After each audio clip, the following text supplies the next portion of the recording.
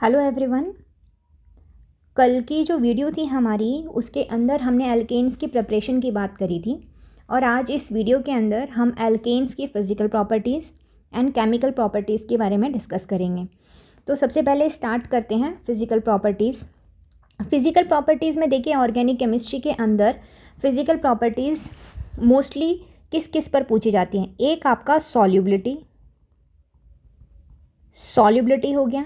Solubility means कि वो पानी के अंदर डिज़ोल्व है, हो रहा है या नहीं हो रहा है। फिर अगर पानी में डिज़ोल्व नहीं हो रहा है तो क्या वो ऑर्गेनिक सॉल्वेंट में डिज़ोल्व है। मीन्स सॉल्युबिलिटी के अंदर हम अपने ऑर्गेनिक कंपाउंड को ये चेक कर रहे हैं कि वो पानी में सॉल्युबल है कि ऑर्गेनिक सॉल्वेंट में सॉल्युबल है। ठीक है। फिर उसके बाद हम जो दूसरी हमारी फिज़िकल प्रॉपर्टी आती है वो है हमारा बॉइलिंग पॉइंट। फिर उसके बाद कभी कभी हम मेल्टिंग पॉइंट के बारे में बात कर लेते हैं कि बॉइलिंग पॉइंट और मेल्टिंग पॉइंट क्या होगा। तो चलिए देखते हैं। सबसे पहले हम स्टार्ट करते हैं फिज़िकल प्रॉपर्टी सॉल्युबिलिटी। सॉल्युबिलिटी के अंदर पानी में डिज़ोल्व हो रहा है हमारा जो कंपाउंड है, जो हमारा कार्बन कंपाउंड है वो पानी के अंदर डिज़ोल्व हो रहा है या फिर पानी के अंदर डिज़ोल्व नहीं हो रहा। अब अगर पानी के अंदर डिज़ोल्व नहीं हो रहा तो वो ऑर्गेनिक सॉल्वेंट के अंदर डिज़ोल्व हो जाएगा। ऑर्गेनिक सॉल्वेंट में उसकी सॉल्युबिलिटी होगी। तो देखें, अब पानी के अंदर डिज़ोल्व होने के लिए क्योंकि पानी कैसा कंपाउंड है, पानी जो मॉलिक्यूल है वो है आपका पोलर मॉलिक्यूल। तो पानी के अंदर अगर किसी चीज़ को डिज़ोल्व होना है तो उसको कैसा होना पड़ेगा, पोलर ही होना पड़ेगा। तो देखिए, जो भी कंपाउंड्स हैं पानी के अंदर, ऐसे कंपाउंड्स डिज़ोल्व होंगे जो कि पोलर होंगे। सीधी सीधी बात। अब देखिए, आप एल्केन्स पढ़ रहे हैं हम, आप बताइए कि एल्केन्स जो है पोलर होगा कि नहीं होगा। देखिए, पोलैरिटी डिपेंड करती है इलेक्ट्रॉन नेगेटिविटी के ऊपर। किसके ऊपर डिपेंड करेगी? इलेक्ट्रॉन नेगेटिविटी के ऊपर। तो एल्केन्स क्या पोलर हैं? एल्केन्स के अंदर देखिए, carbon, single bond carbon carbon और ये हाइड्रोजन इस तरीके से लगे होते हैं। तो क्या कहीं पोलैरिटी है इनके अंदर? नहीं, ये आपके पोलर कंपाउंड्स नहीं होते हैं। तो ये कैसे होते हैं आपके? Alkanes are non polar compounds. Alkanes are non polar compounds. Non polar compounds हैं तो ये पानी के अंदर तो डिज़ोल्व नहीं होंगे, ये पानी में डिज़ोल्व नहीं हो रहे हैं, तो फिर ये किस में डिज़ोल्व होंगे? हमारे ऑर्गेनिक सॉल्वेंट के अंदर। तो ऑर्गेनिक सॉल्वेंट के अंदर अब कौन कौन से एक बार नोट लिख लेते हैं इसमें। एल्केन्स कैसे हैं ये हमारे? Alkanes are non polar. Alkanes are non polar. क्या पानी में डिज़ोल्व होंगे? नहीं, they will dissolve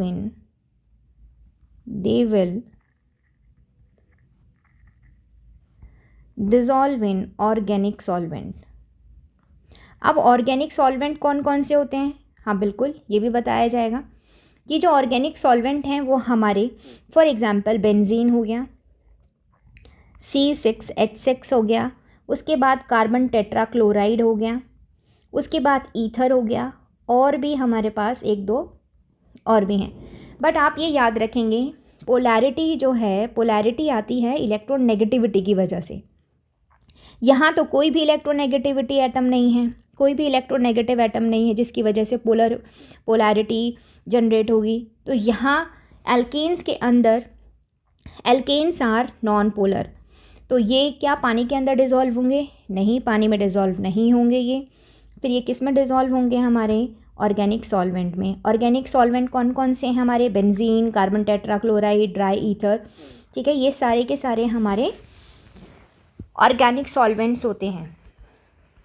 these are non polar. ये कैसे हैं आपके? Non polar. चलिए, ये बात हो गई हमारी सॉल्युबिलिटी की। उसके बाद जो हमारा नेक्स्ट फिज़िकल प्रॉपर्टी है वो है हमारा बॉइलिंग पॉइंट। बॉइलिंग पॉइंट जो है, boiling point depends on surface area. Boiling point depends on surface area. जितना ज़्यादा सरफेस एरिया उतना ज़्यादा बॉइलिंग पॉइंट। अब इस सरफेस एरिया से क्या समझते हैं? सरफेस एरिया मीन्स, मान लीजिए आपके पास ये 2 कार्बन हैं, यहाँ पर आपके 4 कार्बन हैं और यहाँ पर आपके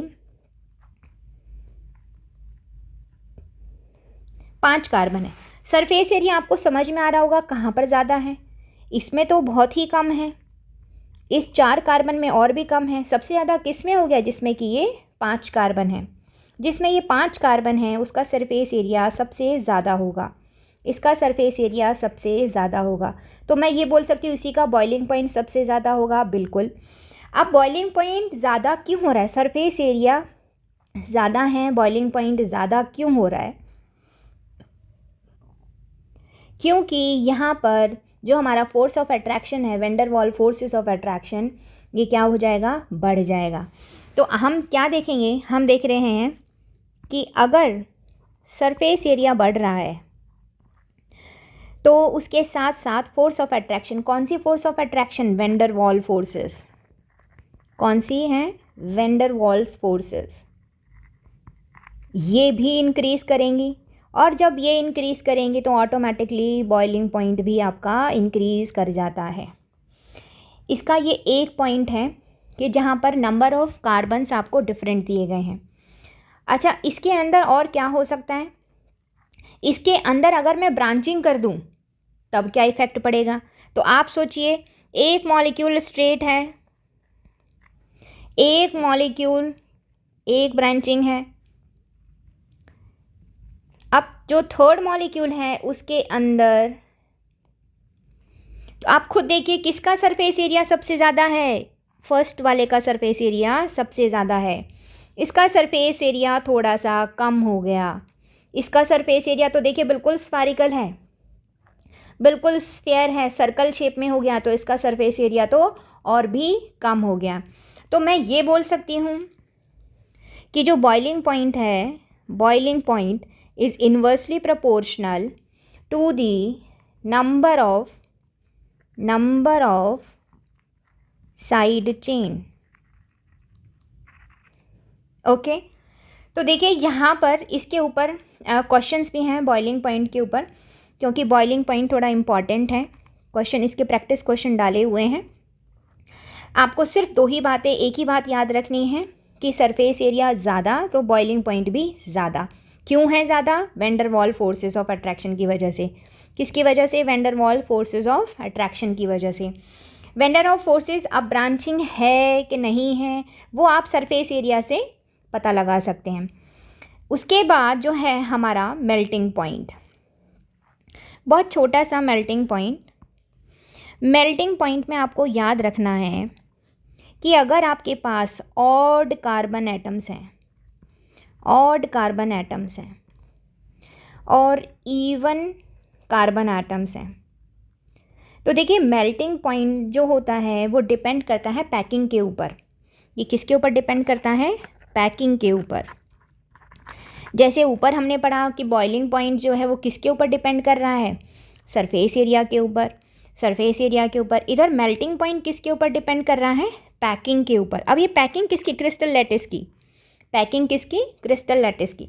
तो देखिए अगर ऑड कार्बन एटम्स हैं तो यहाँ पर पैकिंग इतनी एफिशिएंट नहीं होती है, पैकिंग यहाँ पर इतनी अच्छी नहीं होगी, इतनी अच्छी नहीं होगी, not so good, packing not so good. But अगर मैं इवन कार्बन एटम्स की बात करती हूँ तो यहाँ पर पैकिंग बहुत अच्छे से होगी, very good packing, good packing. तो आप मुझे बताइए, मेल्टिंग पॉइंट है, मेल्टिंग पॉइंट ज़्यादा किसका होगा? जिस पे पैकिंग ज़्यादा होगी। पैकिंग किस में ज़्यादा अच्छी हो रही है? इवन कार्बन एटम्स में, इवन कार्बन एटम्स में। तो देखिए एक बार रिवाइज करते हैं फिजिकल प्रॉपर्टीज़ में। फिजिकल प्रॉपर्टीज़ में हमने सबसे पहले सॉल्युबिलिटी देखा। सॉल्युबिलिटी के अंदर हमने चेक किया कि कंपाउंड हमारा पोलर है, अगर पोलर है तो वो पानी के अंदर डिसॉल्व हो जाएगा।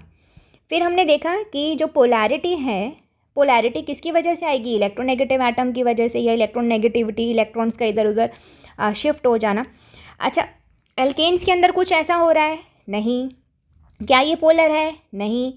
जब पोलर नहीं है तो पानी में डिज़ोल्व होगा? बिल्कुल नहीं। तो किस में डिज़ोल्व होगा? ऑर्गेनिक सॉल्वेंट में। Here are few examples of organic solvent.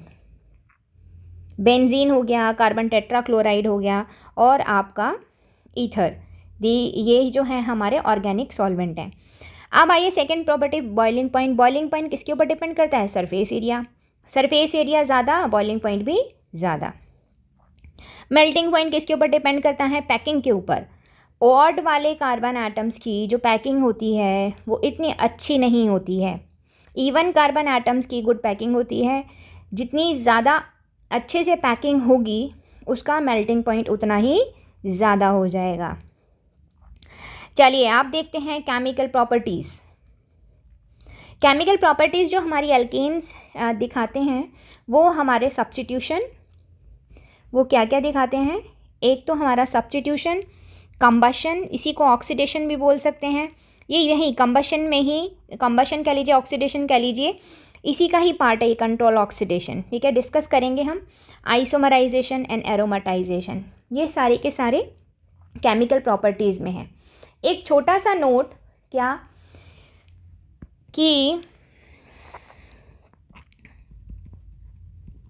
जो हमारे एल्केन्स होते हैं ना, इनर्ट होते हैं। कैसे होते हैं? इनर्ट। इसीलिए हम एल्कोन्स को पैराफिन्स कहते हैं। एल्केन्स जो हैं, एल्केन्स, इन्हीं को हम क्या बोलते हैं? Paraffins. Paraffins means less reactive. कैसे हैं? Less reactive. Paraffins means less reactive. जब ये लेस रिएक्टिव हैं तो क्या इनके ऊपर एसिड काम करेगा? नहीं, इनके ऊपर एसिड भी काम नहीं करेगा। क्या इनके ऊपर बेसिस काम करेंगे? बिल्कुल नहीं, बेसिस भी काम नहीं करेंगे। क्या इनके ऊपर ऑक्सीडाइजिंग एजेंट्स या फिर रिड्यूसिंग एजेंट्स काम करेंगे? नहीं, ये भी काम नहीं करेंगे। जब इनमें से कोई भी काम नहीं करेगा फिर क्या रिएक्शंस होंगी, कैसे रिएक्शंस होंगी? तो वो हम कुछ रिएक्शंस हैं जो कि सर्टेन कंडीशंस के ऊपर पॉसिबल हैं। तो आइए स्टार्ट करते हैं हम सबसे पहले सब्स्टिट्यूशन रिएक्शन। सब्स्टिट्यूशन रिएक्शन के अंदर हम पढ़ेंगे हैलोजिनेशन के बारे में। देखिए, ये जो सब्स्टिट्यूशन है ये हमारा फ्री रेडिकल सब्स्टिट्यूशन होता है। कौन सा? Free radical. अब ये फ्री रेडिकल बनता कैसे है? फ्री रेडिकल सब्स्टिट्यूशन होता है, इसके अंदर हम फ्री रेडिकल सब्स्टिट्यूशन के एग्जाम्पल कौन से होंगे? हैलोजिनेशन होगा, नाइट्रेशन होगा, सल्फोनेशन होगा और पायरोलिसिस होगी। तो हम सबसे पहले देखते हैं free radical substitution. Free radical substitution किस में होगी आपकी? सबसे पहले हम हैलोजिनेशन में देख रहे हैं। हैलोजन, हैलोजिनेशन मीन्स हैलोजन हम ऐड करेंगे। एल्केन्स में हम क्या ऐड करने वाले हैं? हैलोजन। जब ये इनर्ट हैं तो क्या हैलोजन इतनी आराम से ऐड हो पाएगा? नहीं, इतनी आराम से नहीं होगा। तो यहाँ पर हम क्या करते हैं? यूवी रेज डालते हैं या फिर हाई टेम्परेचर डालते हैं। अब हैलोजन डालेंगे तो हम सबसे पहले हैलोजन की रिएक्टिविटी के बारे में बात कर लेते हैं। हैलोजन की रिएक्टिविटी में आप ये देखिए, फ्लोरीन हाईली रिएक्टिव, उसके बाद chlorine, after that bromine and then iodine. देखिए, फ्लोरीन इतना ज़्यादा एक्सप्लोसिव होता है, इतना ज़्यादा रिएक्टिव होता है, बहुत ज़्यादा वायलेंट होता है, इसको हम अवॉइड करते हैं। आयोडीन के साथ आपको डिस्कस करूँगी मैं, रिवर्सिबल रिएक्शन होती हैं। आयोडीन के साथ रिवर्सिबल रिएक्शंस पॉसिबल हैं, तो इसमें हमें एक्स्ट्रा खर्चा करना पड़ जाता है। जब अगर आपको आपको कोई आयोडोमीथेन या आयोडोइथेन बनाना है तो इसमें आपको एक्स्ट्रा खर्चा करना पड़ेगा। कोई ऑक्सीडाइजिंग एजेंट डालते हैं हम, जिसकी वजह से ये बैकवर्ड नहीं जाती है, फॉरवर्ड ही जाती है। तो अब हमारे पास क्या रह गया? हमारे पास अब 2 ही हैलोजन रह गए हैं, chlorine and bromine.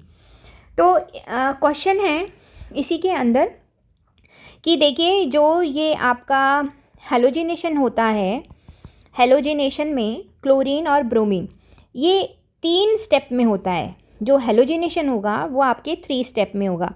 First one क्या होगा? इनिशिएशन। क्या होगा? इनिशिएशन मीन्स किसी चीज़ को स्टार्ट करना। तो ये कैसे होगा, ये होमोलिसिस से होगा। मीन्स जैसे आपने क्लोरीन और क्लोरीन लिया, होमोलिटिक क्लीवेज मीन्स एक इलेक्ट्रॉन इसके पास और एक इलेक्ट्रॉन इसके पास। यूवी रेज डालते हैं इसमें, यूवी रेज डालेंगे या एच न्यू फोटोन डालेंगे, एक ही बात है। तो एक क्लोरीन फ्री रेडिकल प्लस दूसरा क्लोरीन फ्री रेडिकल। अब क्या होगा, प्रोपोगेशन। प्रोपोगेशन के अंदर, प्रोपोगेशन में जो हमारा रिएक्शन मिक्सचर के अंदर मीथेन पड़ा हुआ है, मीथेन पड़ा है या कोई भी एल्केन पड़ा है, तो आसानी के लिए हम मीथेन ले लेते हैं। मीथेन क्लोरीन रेडिकल के साथ कंबाइन करेगा और आपको क्या मिल जाएगा, CH3 free radical plus HCl। आप ध्यान से देखिए, रिएक्टेंट साइड में एक रेडिकल एक मॉलिक्यूल, प्रोडक्ट साइड में भी एक रेडिकल एक मॉलिक्यूल है, ठीक है। उसके बाद ये फ्री रेडिकल जो हमारा यहाँ पर बना है, जो ये मिथाइल फ्री रेडिकल आपका इधर बना है, मिथाइल फ्री रेडिकल फिर दोबारा से क्लोरीन एटम के साथ कंबाइन करेगा। तो देखिए ये मिथाइल फ्री रेडिकल प्लस में क्लोरीन के साथ रिएक्ट करके इधर फिर दोबारा से होमोलिटिक क्लीवेज होगी और आपको मिथाइल क्लोराइड प्लस क्लोरीन। अब ये क्लोरीन फिर दोबारा से इस मॉलिक्यूल के ऊपर अटैक करेगा, फिर से एक फ्री रेडिकल एक मॉलिक्यूल, फ्री रेडिकल मॉलिक्यूल, ये बनता जाएगा। नेक्स्ट स्टेप कैसे होगा, सारे जितना भी मीथेन था वो यूटिलाइज हो गया, जितना भी मीथेन था रिएक्शन मिक्सचर के अंदर वो सारा का सारा अब कन्वर्ट हो गया है हैलाइड्स में। अब टर्मिनेशन कैसे होगा, टर्मिनेशन के अंदर जितने भी फ्री रेडिकल्स हमारे बने हैं वो सारे आपस में कंबाइन कर सकते हैं। अब देखते हैं कि क्या क्या है पॉसिबल जो है हमारे पास, वो क्या क्या है। तो देखते हैं, क्लोरीन रेडिकल बना था, अपने ही क्लोरीन रेडिकल के साथ कंबाइन करके क्या दे देगा आपको, Cl2 मॉलिक्यूल। दूसरी पॉसिबिलिटी क्या है, दूसरी पॉसिबिलिटी ये है कि हमारा मिथाइल रेडिकल बना था, ये भी मिथाइल रेडिकल के साथ कंबाइन करेगा और आपको इथेन भी मिल सकता है। ये पॉसिबिलिटी है।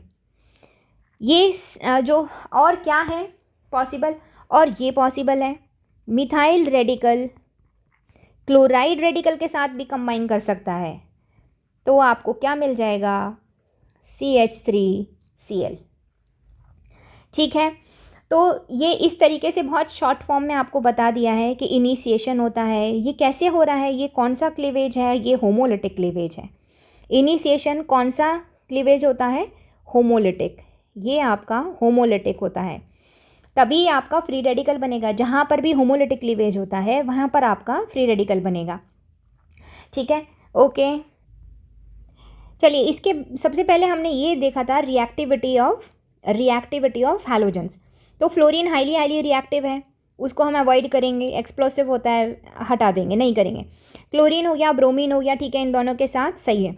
बट अबाउट दिस आयोडीन, इस आयोडीन के साथ देखते हैं, इस आयोडीन के साथ क्या होगा। मैंने आपको बोला था कि आयोडीन अगर आप करते हैं, इसमें अपने अल्केन्स में आयोडीन को ऐड करते हैं, तो यहाँ पर आपको खर्चा करना होगा। वो खर्चा किस चीज़ का है, ऑक्सीडाइजिंग एजेंट।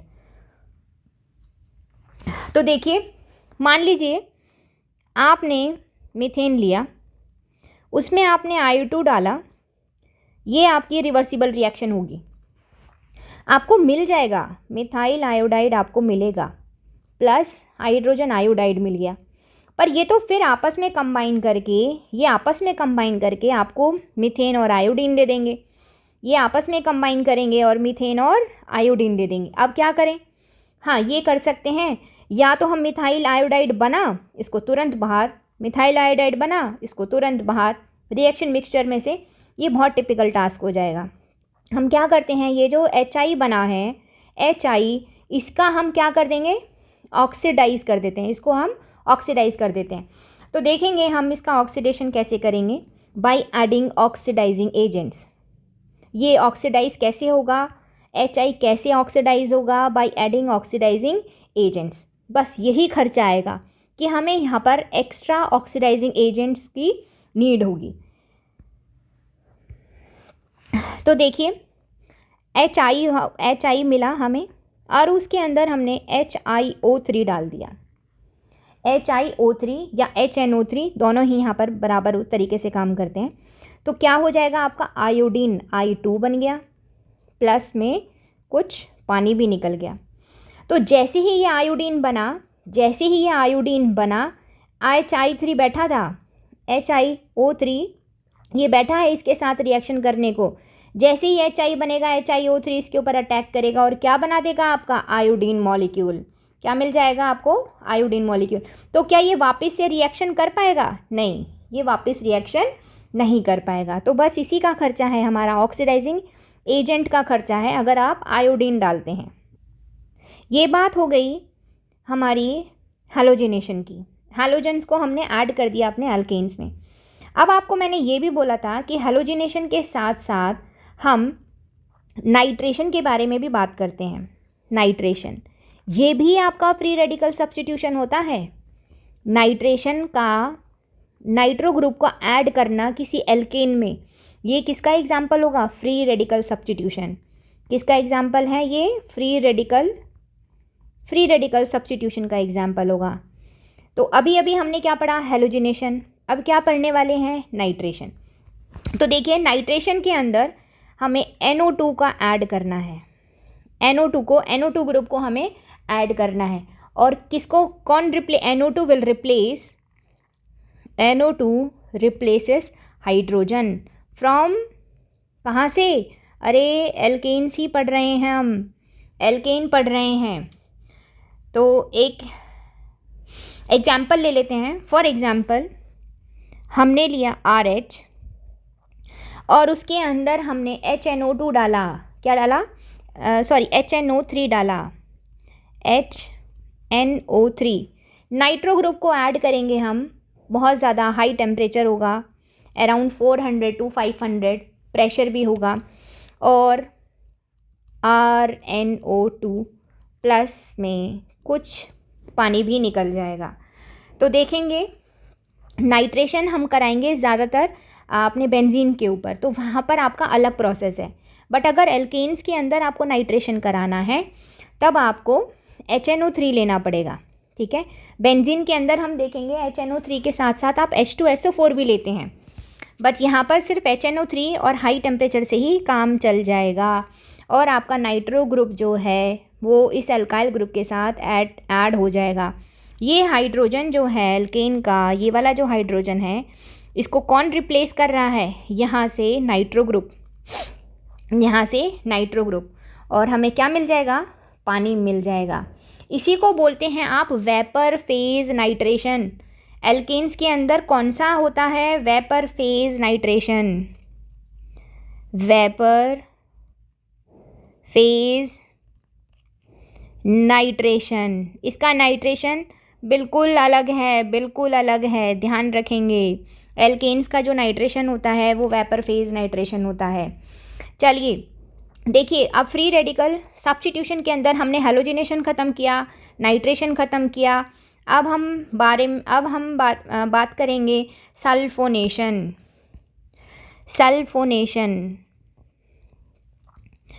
तो हम देखेंगे सल्फोनेशन में क्या करना है। सल्फोनेशन में सब्स्टिट्यूशन होगा, फिर से हाइड्रोजन जाएगा और हाइड्रोजन की जगह पर क्या आ जाएगा, SO3H ग्रुप। SO3OH ग्रुप जो है किसको रिप्लेस करेगा, रिप्लेसेस हाइड्रोजन, कहाँ से, एल्केन्स से रिप्लेस कर देगा। तो देखिए यहाँ पर हम एक एल्केन लेते हैं और ये देखिए ये वाला जो हाइड्रोजन है, अभी आपको बताते हैं, CH3 और CH3। ये वाला जो हाइड्रोजन है ये कौन सा हाइड्रोजन है, टर्शरी हाइड्रोजन। ऐसा क्यों बोला, क्योंकि ये वाला जो कार्बन है ये टर्शरी कार्बन है। इस कार्बन से 3 हाइड्रोजन अटैच हैं, इसीलिए हम इसको क्या बोल रहे हैं, टर्शरी कार्बन। और इस कार्बन से जो हाइड्रोजन अटैच है वो कौन सा हाइड्रोजन होगा? Tertiary hydrogen. तो देखेंगे हम, आप इसमें क्या डालेंगे? H2SO4। क्या डालते हैं? H2SO4। सल्फोनेशन में कौन सा ग्रुप ऐड करना है आपने? SO3H। चलिए प्रोडक्ट बनाते हैं, carbon, SO3H, methyl, methyl, methyl और कुछ पानी भी निकलेगा बाहर। यहाँ हमने टर्शरी हाइड्रोजन की बात करी है। तो देखिए, reactivity of tertiary hydrogen is more. मैं ये कह सकती हूँ कि ये जो टर्शरी हाइड्रोजन है is more reactive than secondary hydrogen. Secondary hydrogen is more reactive than primary hydrogen. याद रख लेंगे, इसी टर्शरी एल्केन्स के अंदर जब हम ऑक्सीडेशन करेंगे तो ये टर्शरी हाइड्रोजन होना ज़रूरी है ऑक्सीडेशन में। ऑक्सीडेशन के लिए ये टर्शरी हाइड्रोजन होना ज़रूरी है। जब आपको बताया जाएगा ऑक्सीडेशन के टाइम पर, अभी आएगी, तब उसके बारे में हम डिस्कस करेंगे। तो देखिए, हमने फ्री रेडिकल सब्स्टिट्यूशन कहाँ कहाँ देखा? देखिए, हैलोजिनेशन में देखा, नाइट्रेशन में देखा, सारे एग्जाम्पल किसके हैं? फ्री रेडिकल सब्स्टिट्यूशन के। सल्फोनेशन, एक और चीज़ होती है फ्री रेडिकल से, पायरोलिसिस, पायरोलिसिस या फिर क्रैकिंग। पायरोलिसिस कह सकते हैं और इसको हम क्रैकिंग भी बोल सकते हैं। ये भी किसके एग्जाम्पल हैं? फ्री रेडिकल सब्स्टिट्यूशन के। किसके एग्जाम्पल हैं ये? फ्री रेडिकल सब्स्टिट्यूशन के। चलिए आगे बढ़ते हैं। देखिए, नेक्स्ट है कंबशन। क्या कंबशन ही लिख सकते हैं, कुछ और नहीं लिख सकते? बिल्कुल, यहाँ पर हम ऑक्सीडेशन भी लिख सकते हैं, कंबशन भी और ऑक्सीडेशन भी। तो सबसे पहले हम बात करते हैं, यहाँ पर ऑक्सीडेशन भी हम 3 तरीके का पढ़ेंगे, बहुत ध्यान से, 3 तरीके का। एक कंप्लीट ऑक्सीडेशन होगा, एक इनकम्प्लीट ऑक्सीडेशन होगा और एक कंट्रोल्ड होगा। कंट्रोल्ड मीन्स वो हमारे हाथ में है, रिएजेंट्स वगैरह डालेंगे और तब बनाएंगे। ठीक है, तो देखेंगे सबसे पहले कंप्लीट ऑक्सीडेशन। ये रहा complete oxidation. Complete oxidation means हम भर भर कर ऑक्सीजन देंगे। ठीक है, बहुत सारा ऑक्सीजन देंगे, ample amount of oxygen supply करेंगे। तो कोई भी एल्केन है, देखिए आप कोई भी एल्केन ले लीजिए, उसमें आपने ऑक्सीजन डाला, बहुत सारा डाला। कोई भी हाइड्रोकार्बन है तो वो आपको CO2 देगा, पानी भी देगा और बहुत सारी एनर्जी भी देगा। इसीलिए आप देखते हैं कि हाइड्रोकार्बन बहुत सारी एनर्जी भी रिलीज़ करता है। जब आप किसी भी हाइड्रोकार्बन को, यहाँ पर हम एल्केन ले रहे हैं, तो जब आप उसका ऑक्सीडेशन कराते हैं तो आपको बहुत ज़्यादा अमाउंट में एनर्जी रिलीज़ होगी, जिसकी वजह से हम ऐसे हाइड्रोकार्बन्स को एज अ फ्यूल यूज़ करते हैं। एल्केन्स को हम फ्यूल क्यों यूज़ करते हैं? क्योंकि यहाँ पर बहुत सारी एनर्जी रिलीज़ होती है, यही कारण है। ये तो हो गई बात कंप्लीट ऑक्सीडेशन की। अब आती है बारी इनकम्प्लीट ऑक्सीडेशन। तो देखिए, यहाँ पर हम कंजूसी करेंगे ऑक्सीजन देने में। इनकम्प्लीट ऑक्सीडेशन, इनकम्प्लीट ऑक्सीडेशन के अंदर हमें कंजूसी करनी है, इतनी भर भर के ऑक्सीजन नहीं देनी है। तो देखिए, आपने मीथेन लिया, उसके अंदर आपने ऑक्सीजन डाली, ठीक है, बैलेंसिंग नहीं कर रहे हैं, क्या मिलेगा? जब कंप्लीट ऑक्सीडेशन था तो आपको CO2 और पानी मिल रहा था। अब क्या मिलेगा? पानी तो मिलेगा बट CO2 नहीं मिलेगा। अब आपको कार्बन मोनोऑक्साइड प्लस में पानी तो मिल जाएगा, कोई दिक्कत नहीं है, पानी तो मिल जाएगा। कुछ और भी हो सकता है, बिल्कुल।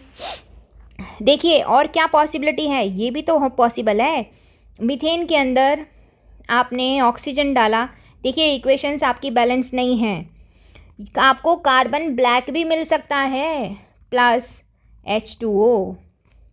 ये कार्बन ब्लैक क्यों बोला गया, ये वाला जो है ये कार्बन ब्लैक, इसका नाम क्या है, कार्बन ब्लैक। ध्यान रखेंगे ये कहाँ पर यूज़ होता है, ये हमारा प्रिंटिंग इंक में यूज़ होता है, used in printing ink. Okay, याद रखेंगे। कार्बन मोनोऑक्साइड मिल गया या कार्बन मिल गया, इसका मतलब क्या है, इनकम्प्लीट ऑक्सीडेशन। क्या है, इनकम्प्लीट ऑक्सीडेशन। इसके अंदर हमने आपको 3 पार्ट बताए थे, complete oxidation, incomplete oxidation and controlled oxidation. तो देखिए कंप्लीट हो गया, इनकम्प्लीट हो गया, अब कंट्रोल्ड की बारी है। कंट्रोल्ड में देखेंगे, controlled oxidation, controlled oxidation means सारी चीज़ें हमारे हाथ में हैं, रिएजेंट डालेंगे। तो कंट्रोल ऑक्सीडेशन के अंदर सबसे पहले हम एग्जाम्पल ले रहे हैं CH4 का ही, ऑक्सीजन डाला, क्या रिएजेंट डालेगा, क्या रिएजेंट डाला है हमने, रेड हॉट कॉपर ले लीजिए या फिर आयरन ले लीजिए। बिल्कुल हाई टेम्परेचर होगा और हाई प्रेशर होगा, क्या मिल जाएगा, मीथेनॉल। देखिए सारी सिचुएशन हमारे हाथ में है, अगर हमें मीथेनॉल चाहिए तो हम क्या करेंगे, मीथेन ऑक्सीजन डालेंगे, किस में, कौन सा, रेड हॉट कार्बन और आयरन में, तो आपको क्या मिल जाएगा, मीथेनॉल। चलिए फिर से देखते हैं, मीथेन लिया, ऑक्सीजन डाला, इस बार ऑक्साइड्स ऑफ मॉलिबेडनम ले लिया, क्या ले लिया, ऑक्साइड ऑफ मॉलिबेडनम। हाँ, टेम्परेचर और प्रेशर तो है ही, हाई रहेगा। यहाँ से आपको एल्डिहाइड मिल जाएगा, फॉर्मल्डिहाइड, अगर मीथेन लिया है तो आपको फॉर्मल्डिहाइड मिल जाएगा, प्लस में कुछ पानी भी मिल जाएगा। याद रखिए मॉलिबेडनम ऑक्साइड लिया है तो एल्डिहाइड, रेड हॉट कॉपर और आयरन लिया है तो अल्कोहल, मीथेनॉल मिल जाएगा। उसके बाद देखिए ये तो हमारे मीथेन की बारी हो गई। अगर हम कोई और एल्केन ले लें, कोई भी एल्केन ले लीजिए, फॉर एग्जाम्पल CH3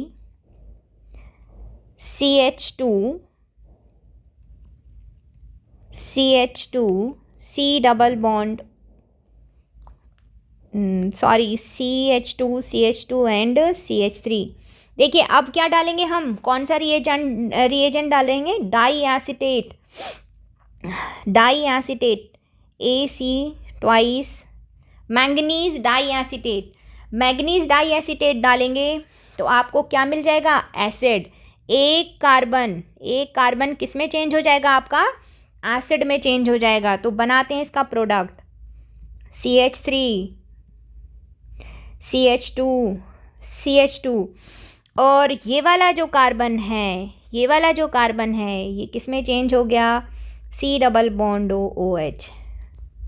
ठीक है, तो देखिए depending on the various reagents जो कि हम यूज़ कर रहे हैं, अगर रेड हॉट कॉपर आयरन लेंगे तो हमें मिल रहा है मीथेनॉल। अगर मॉलिबेडनम ऑक्साइड लेंगे तो एल्डिहाइड। डायरेक्ट क्वेश्चन पूछ लेते हैं यहाँ से कभी कभी। मैंगनीज डाई एसीटेट लेंगे तो एसिड बन जाएगा, एक कार्बन उसी में ही एसिड, एक कार्बन का, जितने भी कार्बन हैं उसमें से एक कार्बन का एसिड मिल जाएगा। Now come very very important one, ये जो है वेरी इंपॉर्टेंट, तो देखेंगे टर्शरी हाइड्रोजन की अभी हमने बात करी है, कार्बन, ये टर्शरी, सल्फोनेशन में अभी हमने टर्शरी हाइड्रोजन और टर्शरी कार्बन की बात करी थी। फिर से देखते हैं, CH3 क्या डालेंगे, वेरी स्ट्रॉन्ग ऑक्सीडाइजिंग एजेंट हम हमारी केमिस्ट्री के अंदर जो पढ़े जाते हैं, जिस लेवल तक पढ़े, KMnO4 K2Cr2O7, KMnO4 and K2Cr2O7। तो क्या होता है, ये वाला जो हाइड्रोजन है, ये जो टर्शरी हाइड्रोजन है इसका ऑक्सीडेशन हो जाता है।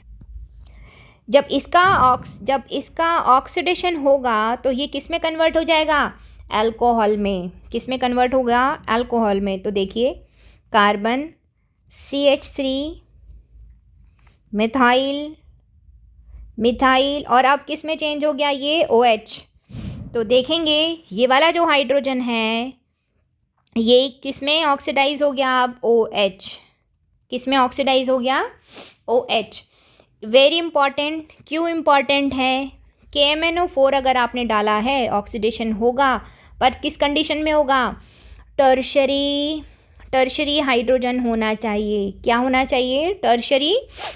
टर्शरी हाइड्रोजन होना चाहिए, टर्शरी एल्केन होना चाहिए। और मैं ये बोल सकती हूँ कि टर्शरी एल्केन ये क्या है आपका? टर्शरी एल्केन ही है। टर्शरी एल्केन इसी का ऑक्सीडेशन कराया है तो हमें क्या मिल गया है? Tertiary alcohol. ये कौन सा अल्कोहल हमें मिला है? Tertiary alcohol. चलिए नेक्स्ट। तो देखिए ऑक्सीडेशन भी हमारा कंप्लीट हो गया। ऑक्सीडेशन में कंप्लीट देख लिया, इनकम्प्लीट देख लिया, कंट्रोल्ड ऑक्सीडेशन देख लिया। कंट्रोल ऑक्सीडेशन के अंदर भी हमने चीज़ें देख ली हैं। चलिए नेक्स्ट देखते हैं आइसोमराइजेशन।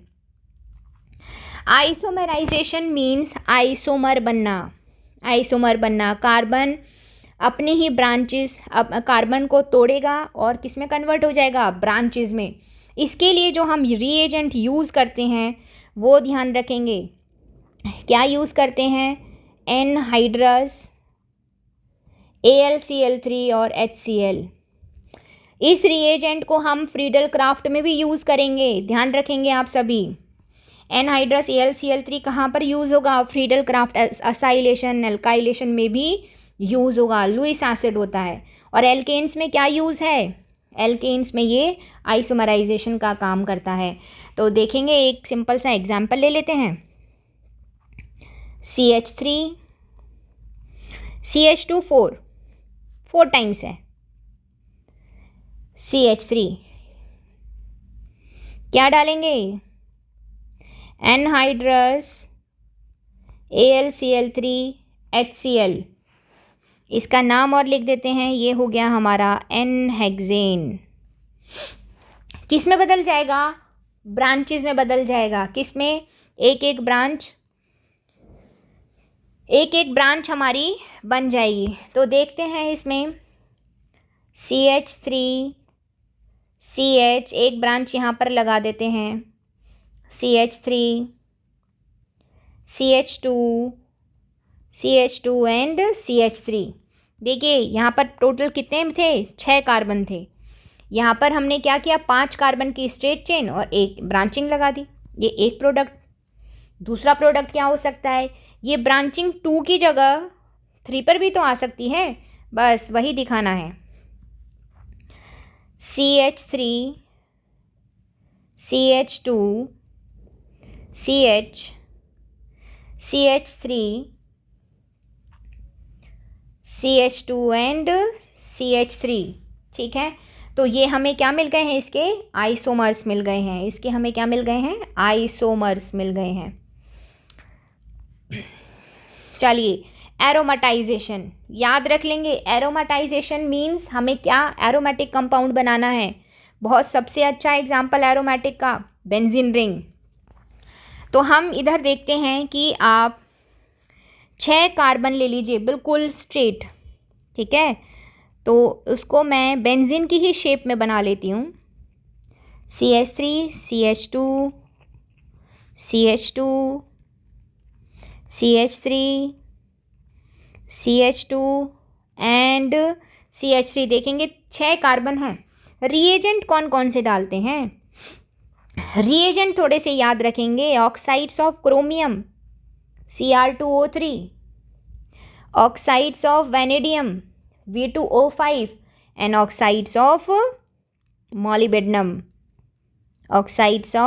मॉलिबेडनम।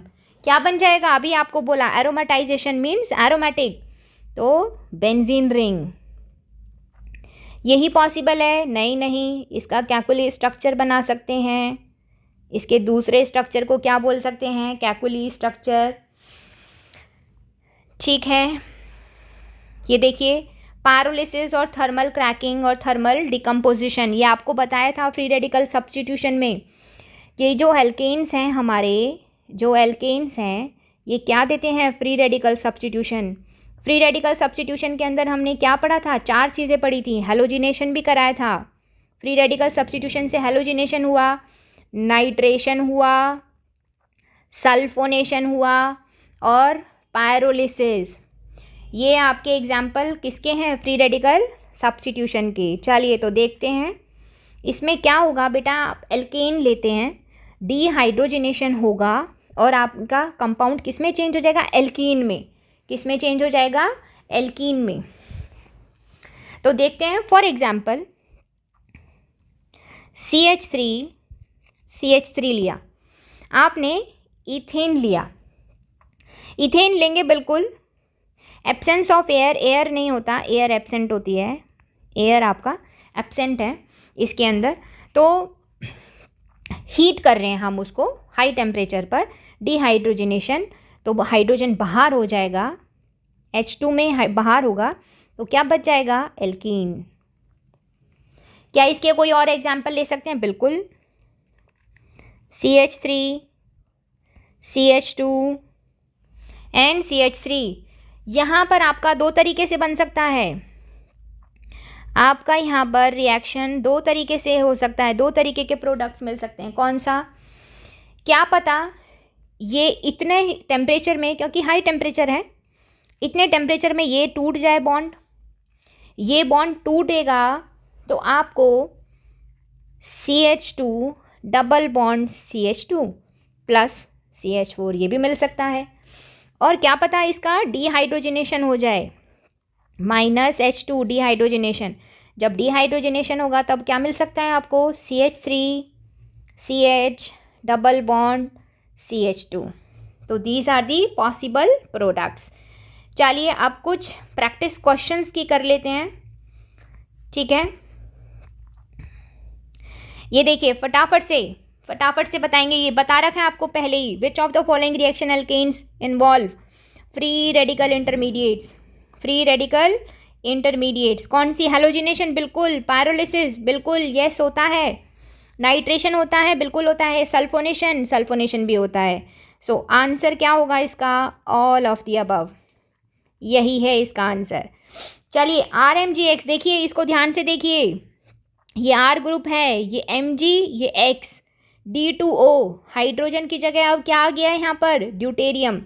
भाई देखिए RMgX के साथ, लास्ट क्लास में आपको बताया था, RMgX के साथ अगर पानी मिला है, अगर आपका पानी मिला है तो ये Mg एक्टिव हाइड्रोजन जहाँ भी मिलेगा वहाँ पर ये हाइड्रोकार्बन मिल जाएगा। बस यहाँ पर क्या काम किया है इन्होंने? हाइड्रोजन की जगह ड्यूटेरियम लगा दिया है। तो एक्टिव ड्यूटेरियम ये बाहर, जो R ग्रुप है, R ग्रुप के साथ क्या अटैच हो जाएगा? ये ड्यूटेरियम। तो देखिए R ग्रुप क्या है? R ग्रुप देखो, C methyl group, methyl group, methyl group, ठीक है, यही है। इसी के साथ D बन जाएगा, इसी के साथ ही D अटैच हो जाएगा।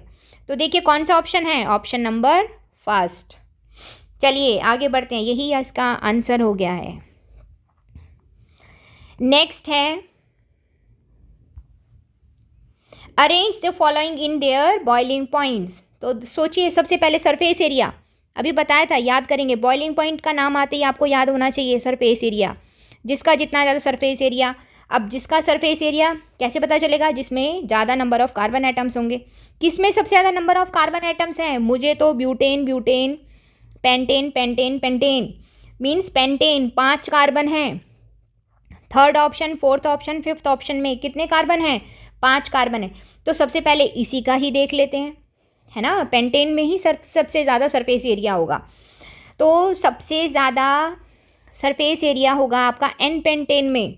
देखेंगे 1 2 3 4 5, ये हो गया आपका N पेंटेन, इसी का सबसे ज़्यादा सरफेस एरिया। आइसोपेंटेन एक ब्रांचिंग आ जाएगी, यहाँ पर एक ब्रांचिंग आ गई। नियोपेंटेन नियोपेंटेन आपका 2 ब्रांचिंग। तो देखिए यहाँ पर किसका सबसे ज़्यादा सरफेस एरिया है, थर्ड का। तो ऑप्शंस में देखिए थर्ड है, फिर उसके बाद फोर्थ है, फिर फिफ्थ है। फर्स्ट और सेकंड में बताइए। फर्स्ट एन ब्यूटेन, इसका सरफेस एरिया ज़्यादा होगा। फिर आइसोब्यूटेन में ब्रांचिंग आ जाएगी तो इसका सरफेस एरिया कम हो जाएगा। आइसोब्यूटेन मीन्स, आइसोब्यूटेन का स्ट्रक्चर देख लीजिए, CH3 CH3 CH and CH3। तो इसका आंसर क्या हो जाएगा, ऑप्शन थर्ड, यही इसका आंसर है। नेक्स्ट देखिए, the compound with the highest boiling point, highest boiling point जिसका सबसे ज़्यादा सरफेस एरिया होगा। अब किसका सरफेस एरिया ज़्यादा है, देखो एनहेक्सेन, हेप्टेन एंड प्रोपेन। बताइए किसका, किसमें कार्बन एटम सबसे ज़्यादा हैं, इसमें जिसमें सबसे ज़्यादा कार्बन एटम्स होंगे वही उसका ही सरफेस एरिया ज़्यादा होगा। उसका सरफेस एरिया ज़्यादा मीन्स उसी का ही बॉइलिंग पॉइंट सबसे ज़्यादा होगा। तो यहाँ पर एनहेक्सेन, ओके, यहाँ पर सबसे ज़्यादा कार्बन एटम्स किसके हैं, एनहेक्सेन के, तो यही इसका आंसर है। नेक्स्ट क्वेश्चन है हमारे पास, फोटोकेमिकल क्लोरीनेशन ऑफ एल्केन। देखिए फोटोकेमिकल, फोटोकेमिकल मीन्स यहाँ पर एच न्यू डाला गया है, H new, photochemical H new, या फिर यूवी रेज का यूज किया गया है, ठीक है। तो इनिशिएटेड किससे होता है, इनिशिएशन आपका फ्री रेडिकल बनता था। अब फ्री रेडिकल कैसे बनता था, यहाँ पर तो कुछ नहीं दे रखा फ्री रेडिकल, यहाँ पर होमोलिसिस दे रखी है, होमोलिसिस। तो यही क्या हो जाएगा इसका answer. Highest boiling point is expected for, फिर से वही सेम कॉन्सेप्ट, बॉइलिंग पॉइंट देखना है सबसे ज़्यादा, तो सबसे ज़्यादा सरफेस एरिया, सबसे ज़्यादा सरफेस एरिया किसके पास है, ऑक्टेन। देखिए ये ब्यूटेन है, ये ब्यूटेन है, ये नहीं, ये नहीं, किसका है, ऑक्टेन। अब ऑक्टेन में भी सरफेस एरिया इन दोनों में से किसका ज़्यादा होगा, एन ऑक्टेन का, यही आंसर हो गया, ठीक है। चलिए, थैंक यू।